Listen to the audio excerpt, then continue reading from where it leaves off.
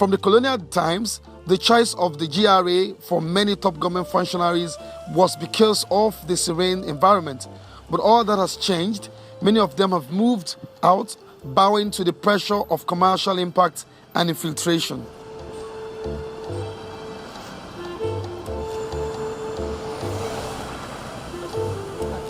That area which call GRA is supposed to be a reserved residential area, all right? Now, you see people coming in, coming out, you understand? I mean, we definitely know that the population of people living in this area is supposed to be this.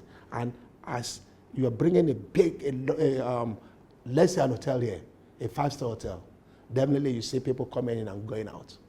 You understand? And you are not providing enough parking spaces for the vehicles there. Definitely, your clients will be parking in front of other people's houses.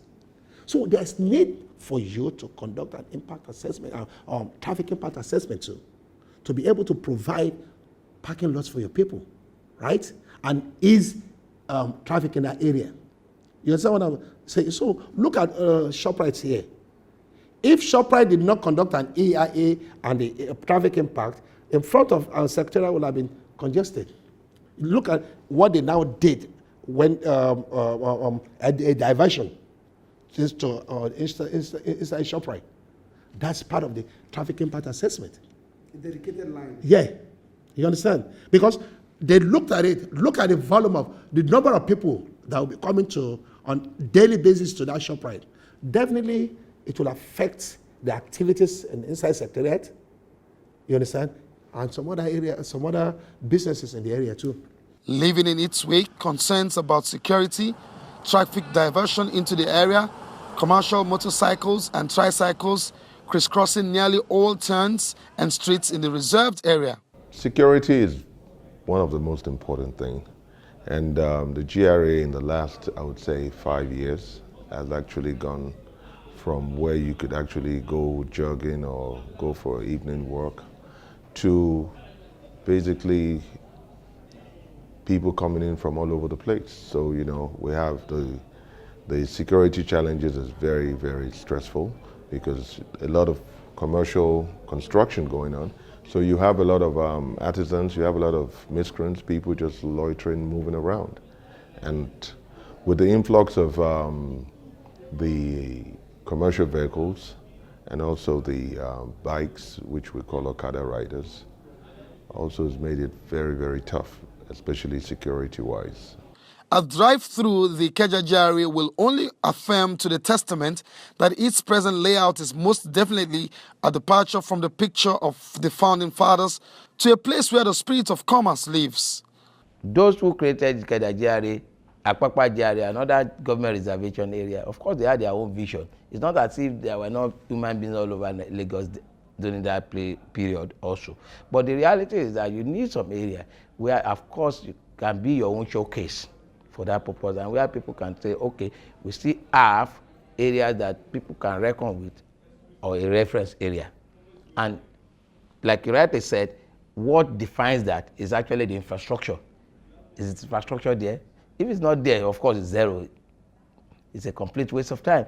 So that is why here, in GRA, for example, now, if, for example, we are not that averse to any development, to say, no, there must not be any development. No, that is not the message. Our message is simple. As you are encouraging development on one hand, you must lift the infrastructure on the other hand. Already, two of its streets, that is Joel Ogunaike and Isaac John, have become high streets. In the day, it is a business place littered with banks, eateries, hotels, and other businesses, and more still springing up with buildings and high-rise buildings in the offing. GRA has two problems. One was commercial creep, and the second one was creep of high-density buildings. The government has sorted both of those out if we stick to the plan. And that was, we advised the government to create commercial areas. Those areas have been Joel Ogunaike, Adikule Faji, Isaac John, parts of the road from Connell to Lasluth and from around Nightel. Now, that seems to be, for us, a cordon around the residential area. The idea was that no resident should have to walk more than 5 or 10 minutes to get to a commercial area. And if there was enough commercial areas, then there shouldn't need to be a need for commercial or entities to come into the residential area. That's the new model city that the government has taken on. And that was what they tried to do before. As I said before, the problem was there were unscrupulous elements inside the government that were running 2 sets of books and giving plans to people who shouldn't have plans, and therefore breaking the government law. And the government didn't really, well, certain parts of government didn't even know about this, but it was a lucrative commercial activity, and it was difficult to stop. Now the government has asked the Residents Association to be very vigilant, and if there is a commercial entity coming up that doesn't seem to have the right to be there, they've asked us to tell them quickly, and they are very, very, how can I say, proactive these days in making sure that the model city plan is kept to.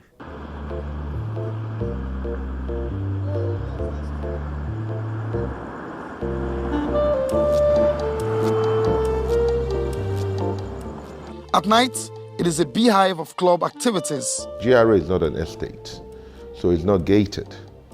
And it makes it very hard to secure because we have people coming in from the Shogunle axis, we have people coming in from the old Leventis axis, we have the country club, and we also have the cantonment axis.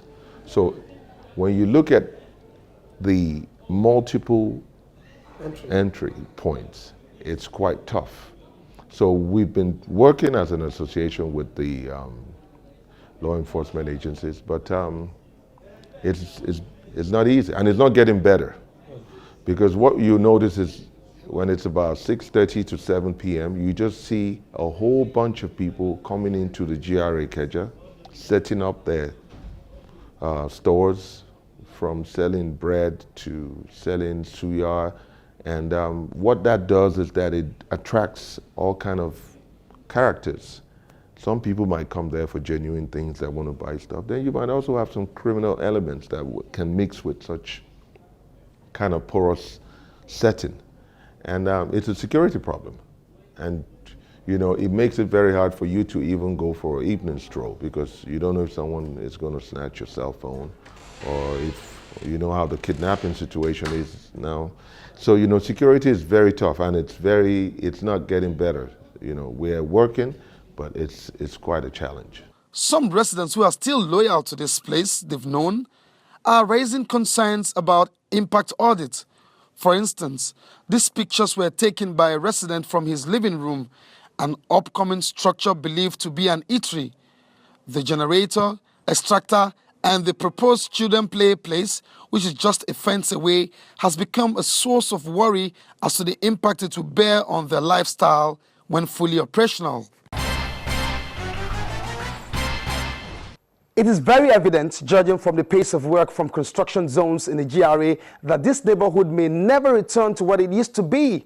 The greenery that once dotted the landscape, the quietness of the morning, noon, and night, the controlled population which marked every resident like one big family, and like everything in life which's got time and season, the government reservation area in Ikeja is witnessing a season too rowdy for the image their faculty used to have, too chaotic that sometimes driving back home has to take into cognizance rush hour. Yes, rush hour.